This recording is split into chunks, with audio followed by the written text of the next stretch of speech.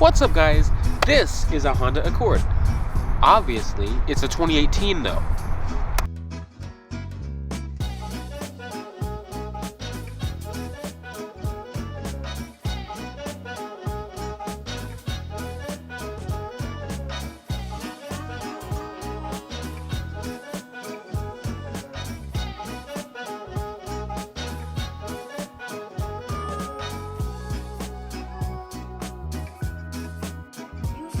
Alright, so first of all, this is a 2-liter Touring, so definitely a special treat because it has that 2-liter and the 10-speed, I almost said 9-speed, and the exterior color of this one is called Lunar Silver Metallic. This is actually one of my more preferred colors for the Accord, at least the new model, especially with those 20s and the Touring. It looks really sharp actually. It looks sporty but a little bit elegant. It definitely looks like, as my first impressions, it definitely looks bigger than the 9th gen. Well, it's actually like an inch or so shorter than it. So I like what Honda did with that.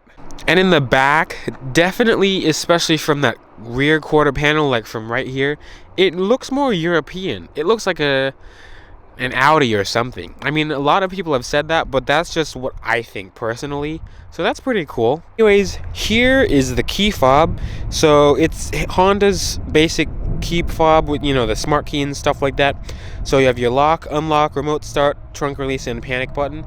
And then for the remote start, you just click the lock button once and then hold the start button for about 5 seconds. And then it starts right up. And then to shut it off, just hold it again. And then now, of course, since it's the smart key, you also have the smart key access features, so you can just keep the car locked, walk up to the car and grab the handle to unlock it, and then lock it with that little tab right there. Anyways, you have a gray leather interior. It's perforated leather.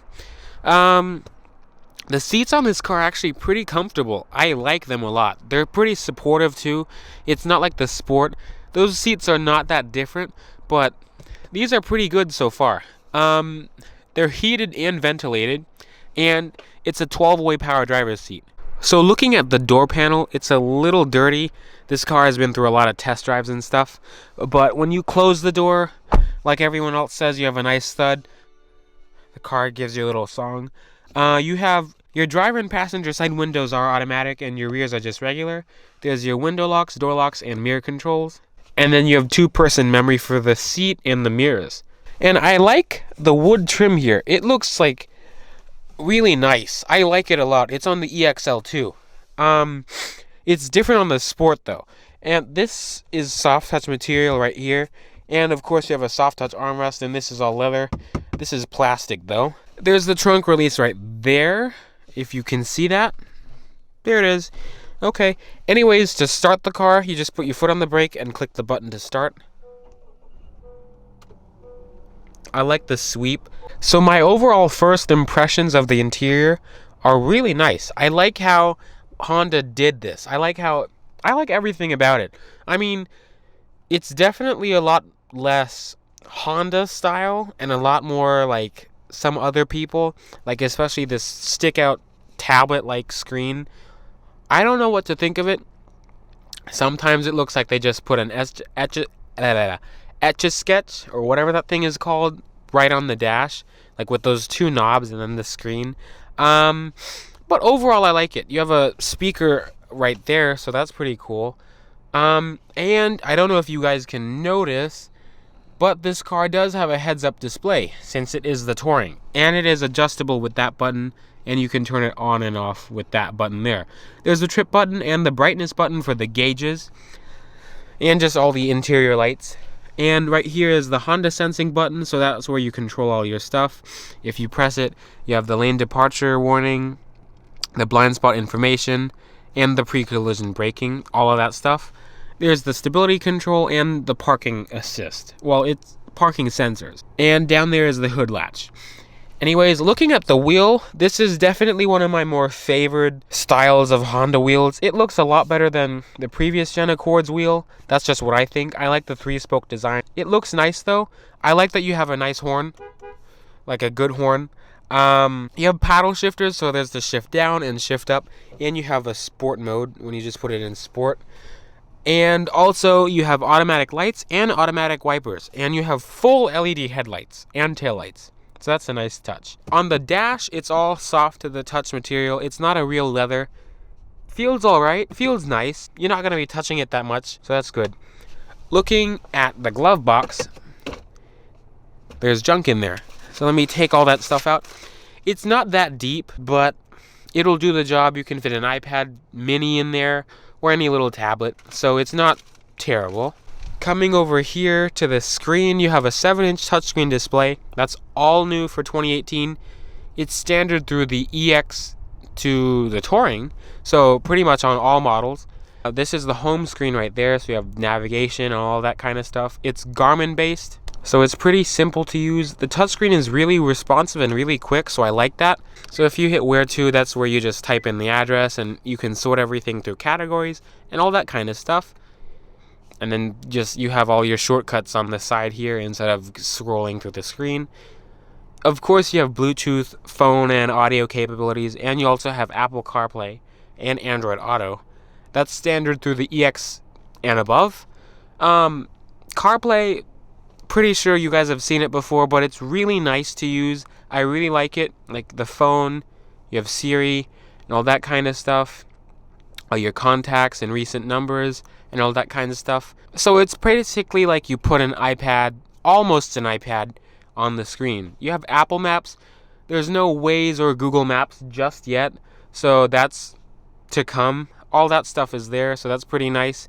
You have messages with Siri and all that kind of dictation and stuff like that. And it's very nice to use. It swipes. You can just swipe left and right. It's really easy. If you have any audio apps, they'd show up there, so that's pretty cool. If you're at home or Honda, it does the same thing.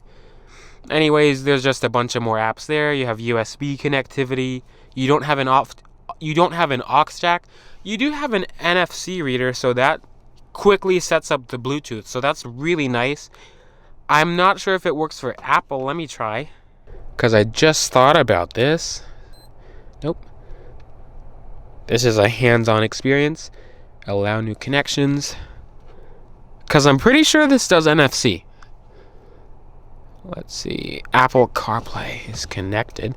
So if you unplug it, I don't know if it'll do it. I think it's only for Android. Anyways, you do have an AT&T hotspot. That's with most 2018 Hondas. They're adding it on. And you know, people, listen. We have the volume knob and the tuning knob back. So that's a plus. Down here you have dual zone automatic climate control. You also have heated and ventilated driver and passenger side seats. The temperature controls here for the driver and the passenger. There's the different modes, front and rear defrost, the AC on-off button, and the recirc button. It's all pretty simple to use. The temperature shows up on the top screen and the bottom LCD screen right there. You have some storage down here. I just put my cable down there. There's also a USB port and all that kind of stuff, and a power outlet. This is where you'd plug in your phone for the CarPlay. And you also have wireless charging. I forgot about that. So let's see. So this is my iPhone 8 Plus, and it's charging. I don't know if you can see that right there, but it's charging. So that's pretty cool. It should work with the case though, because I've tried it in another car and it worked. Anyways, you can just leave that stuff down there. It doesn't do wireless CarPlay though, so that's something that would be cool in the future. Anyways, behind all that stuff, you have your transmission selector. So it's a 10-speed for the 2-liter. So this is a 10-speed automatic transmission, the same one found in the Odyssey, where it was debuted in. So if you go into reverse, you just click it back. You have a multi-angle backup camera with guidance lines that do steer with the wheel. And so this is the wide view, the normal view, and the top-down view. You also have rear cross traffic alert, and the parking sonar just shows up right there. If you put the car in drive, one cool touch is if you shut the car off or just open the door, it'll shift back to park. That's one thing that most people don't really know about, I think. And here are your drive mode select buttons. There's not that much. There's this Econ and Sport. They both change throttle response and stuff like that. One really cool thing I just noticed, if you put the car in Sport, you have a boost gauge. And then the tach shows up there. And the gauges show up a little bit red too. But most people, I don't think they're going to leave it in Sport. Anyways, behind that you have your electronic parking brake and your brake hold button. And two decently sized cup holders. So, really quickly, the buttons on the wheel. There's not too many, but here are the audio buttons, the volume up, down. The home button for the gauges right there. I'll show you guys that in a second. Your Bluetooth phone buttons to pick up, hang up, and voice control. There's the back button. Track forward and backward buttons are there. And here are all your cruise control settings, and you can change what the heads-up display shows. So let me zoom in there, and then that shows the compass right now. Then you can show the tachometer, just information, cruise control stuff, back to the compass. I think that's pretty cool. And it also shows the shift indicator too. Anyways, whoa. There's the cruise control maiden button, so that turns everything on and off. There's the set and resume and the cancel button. This is your adaptive cruise control button and your lane keep assist button. Up here you have an auto dimming rearview mirror with garage home link, 3 doors. And up here you have your sunroof controls, your light controls. They are just regular warm white lights. You have your 911 assist button and your Honda Link assist button. And you just have a compartment for your glasses. And of course you have visors with lights and mirrors. I am surprised that you don't get a panoramic sunroof. You just get a regular one pane glass, you know, like the regular size sunroof. Before we check out the back seats, let me just show you guys the gauges real quick. So you use the home button and the scrolling wheel and the back button to scroll through the different sections. So if you go home, you have the tachometer, the range and fuel, speed and time, audio, phone, navigation, traffic signs. It just shows speed limits and stuff. Driving support, that's like Honda sensing and stuff. Your attention monitor, maintenance minder, safety support, and just warning messages and all of that kind of stuff. You can have the tachometer on all the time. That's somewhere in the settings there. Honda Pro Jason actually made a video on that, so you could check that out. I'll put that in the cards like there. Yeah. So getting in the back seat, damn it, it's locked. Always happens. So now getting in the back seat, the car beeps when you have the key on you and you close the doors, first of all. But the opening is actually pretty big. Let's sit inside. And you do have a bit more legroom for a 2018. Right now, this seat is literally all the way back in its tracks. And I have maybe 2-3 inches of legroom, and I'm about 5'8", 5'9". I do like that you have rear air vents on the touring model. Not every model has rear air vents. You have map pockets on both doors, on both seats. And over here you have a cup holder and some storage. And on the touring, the seats are heated in the back. Only the outboard seats. Multi-stage, so that's pretty nice. Like I said, this window isn't automatic. Coming to the back, the door panel is plastic here, but you also have a soft touch armrest and more of that wood trim. There's just a nice view of the interior. I really like it, and visibility is actually pretty nice in this car. And you also have a folding center armrest back there, like that. You have 2 cup holders there, and it's actually pretty soft. So getting behind the trunk, there's a little button right here. You can pop that. I like that. You have around 16 cubic feet of volume. Pretty decent space. You can fit a few backpacks, suitcases, bodies, whatever. Whatever you want to do. You have a 60-40 split rear seat, so there's the unlock latches for both sides, and then you have to walk around and then just pull them down like that. So not too bad. So you have a bunch of grocery hooks and stuff like that. They're the mats.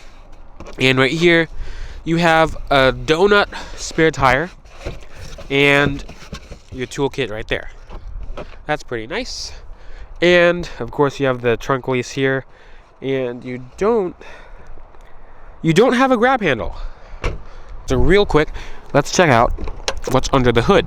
So under the hood You don't have hood struts anymore. That was available only on the V6 models before. Now you don't get them at all. You have a 2-liter turbocharged and direct injected Earth Dreams 4-cylinder that makes 252 horsepower and 273 pound-feet of torque. So it's down horsepower from the 9th gen V6, but up on torque. And Redline Reviews actually did a comparison between the 2-liter and the 10-speed and the 3.5 and the 6-speed. And this car was actually faster.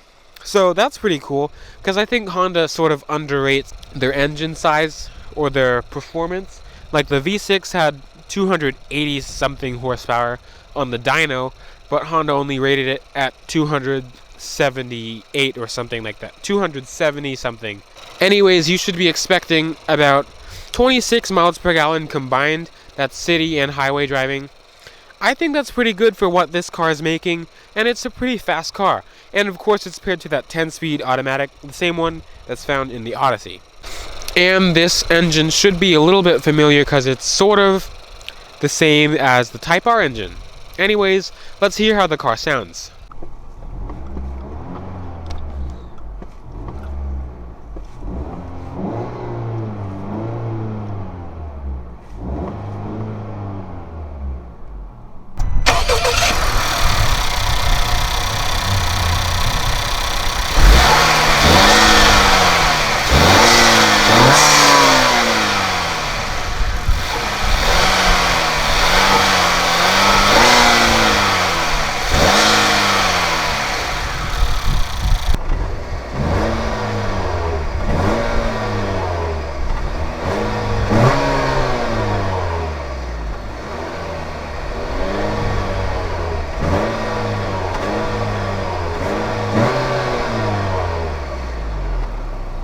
So coming up front, overall I really like the Accord's design. It looks a little bigger than the last gen, while it's a little bit smaller than it. Anyways, coming up front, you have full LED headlights which look really sharp, the reflectors, and you have LED fog lights and parking sensors right above them. And the grille, when I first saw the car, well, the Sport model with the black grille, I don't know how I liked it, because it just looks really vertical. I don't know how I feel about that still. Anyways, that Honda sensing sensor is right in the middle of the bumper. It's sort of not hidden anymore, and then I think that, like, if it's snowy or something like that, that license plate and a bunch of ice buildup could affect it. Now coming around the back, you have LED taillights as well, and LED brake lights, but the others are just regular incandescent bulbs. And below that, you have dual exhaust finishers. The exhaust tips are still hidden. Now talking about competitors, it starts with the Toyota Camry, Subaru Legacy, Nissan Altima, and cars like that, so it's a mid-sized car. So talking about pricing, the Accord starts at the LX with the 1.5-liter turbo and the CVT, and that's at $23,570. Then there's the Sport, which comes standard with the 1.5, but you can get the 2-liter, and that comes at $25,780. And then now there's the EX, which is only with the 1.5, which is $27,470. Then there's the EXL, which you can either get the 1.5 or the 2-liter, and that starts at $29,970. And then finally there's the Touring, like our model, which starts at $33,800, and that's either with the 1.5 or the 2-liter. Overall, I think pricing is pretty competitive. It's cheaper than some other cars, but more expensive than some other cars as well in this segment. Anyways, I hope you guys liked this video. Hit the like button if you liked it, hit the dislike button if you didn't like it, and subscribe if you want to, and I hope to see you guys in the next video. Peace.